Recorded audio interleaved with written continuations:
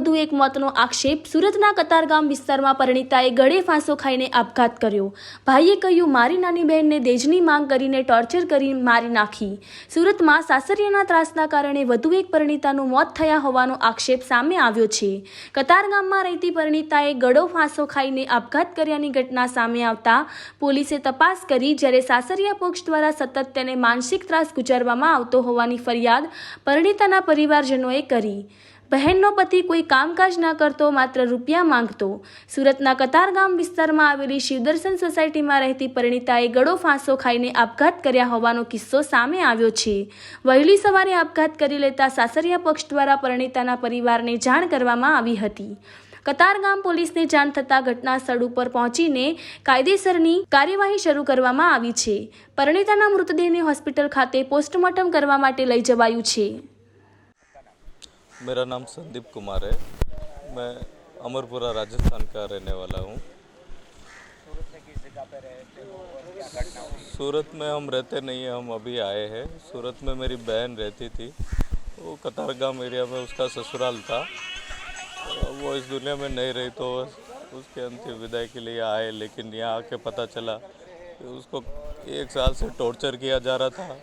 बहुत परेशान थी वो। उसने घर पे भी बहुत बार बताया, लेकिन वहाँ घर वालों ने समझाया कि बेटी शादी के बाद जो है, जो पति का घर है वही तेरा घर है। ये मेंटालिटी की वजह से आज मेरी बहन हमारे साथ नहीं है। लोगों ने उसको बहुत टॉर्चर किया। उसको पैसे के लिए परेशान करते थे, क्योंकि उसका पति कुछ करता नहीं था। मेरे पति टीचर थे, तो उसको हर बार पैसे के लिए मारता था। मेरे पिताजी बेचते रहे, उनकी सबसे बड़ी गलती। फिर उसके बाद उन लोगों को मेरी एक भांजी भी है, वो 5.5 साल की है। उन लोगों को उससे एक बच्चा चाहिए, बोले कि हमारा वारिस नहीं है। तो उनकी एक उदयपुर वाली लड़की है, बड़ी लड़की, उनका संगीता नाम है।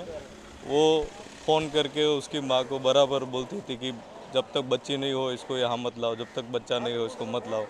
वो नहीं जाती थी, बोला मेरे को यही रहना, तुम लोग मारो पीटो लेकिन मैं नहीं जाऊँगी। मेरे माँ बाप को क्यों परेशान करूँ, मैं नहीं जाऊँगी। मेरे को आप मारो, जो भी करो, मैं यही रहूँगी। मरने से 2 दिन पहले से उसके झगड़े चालू थे।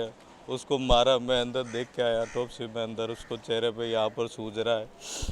बहुत मारा साहब। उसके घर पे भी सब बिखरा हुआ था। जो लोग गए वो बता रहे थे कि घर पे भी सामान खाने का बिखरा हुआ था। और वो ऐसा बोल रहे कि उसने उसकी बेटी को बाहर धक्का दिया और खुद अंदर बंद हो गया। ऐसा नहीं, कभी नहीं करती साहब। वो बहुत हिम्मत वाली थी। जो लड़की 7 साल तक रिश्ता निभाती है, वो ऐसे एक दिन में नहीं सुसाइड करती है साहब।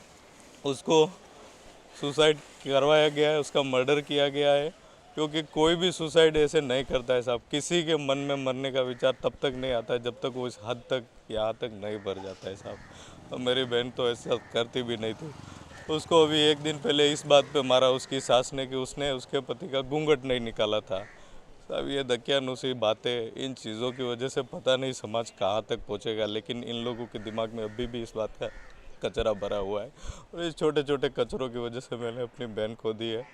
मैं सबसे यही कहूँगा, अगर आपको आपकी बेटी आपको आके बोलती है कि उसका ससुराल वाले पैसे मांग रहे हैं, तो उसको पहली बार में मना करके अपने घर पे बिठा लीजिए, आपकी बेटी आपके पास रहेगी। अगर वो आपको आके बोलती है कि वो बच्चे के लिए परेशान कर रहे हैं, उसको बच्चा चाहिए उनको, वो आपकी बेटी से नहीं बच्चे से प्यार करेंगे।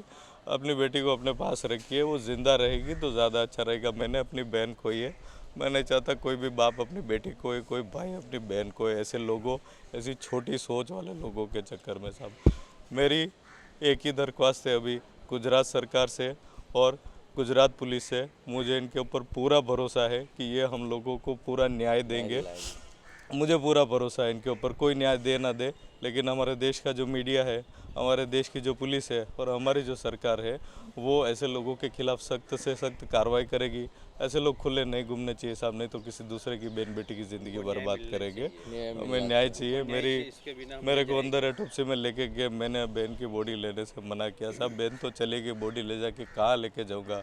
मुझे खाली इंसाफ चाहिए, मुझे खाली इंसाफ चाहिए कि जो मेरी बेटी के हत्यारे खुले घूम रहे आराम से, एक भी बंदा यहाँ उसको देखने नहीं आया साहब। कल शाम से उसको लेके आए हुए हैं, कोई नहीं आया। उसका ससुर थोड़ी देर खाली दिखावे के लिए रोके गया।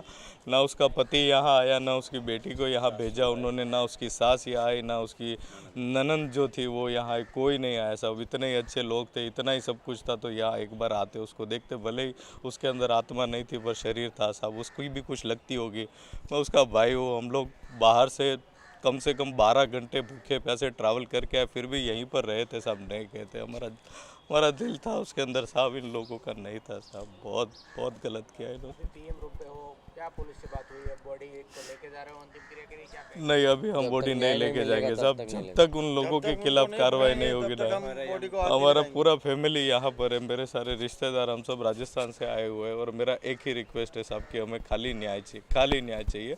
हमें कुछ नहीं चाहिए। बहन मेरी चली गई है, वो तो आप कोई भी नहीं दे सकता मुझे, लेकिन उस बहन के लिए एक भाई खाली न्याय की गुहार कर रहा है, उसको खाली न्याय दे दीजिए साहब। वो कुछ नहीं चाहिए मुझे। उसके हत्यारे जो खुले घूम रहे हैं, बस उनको उनके किए की सज़ा मिल जाए और किसी दूसरे की बहन बेटी की ज़िंदगी बर्बाद ना हो। उन लोगों को थोड़ी सीख मिल जाए जो ऐसा करने वाले हैं। बस हम उनके लिए उम्र कैद, फांसी, जो सबसे ज़्यादा सज़ा हो सकती है उस सज़ा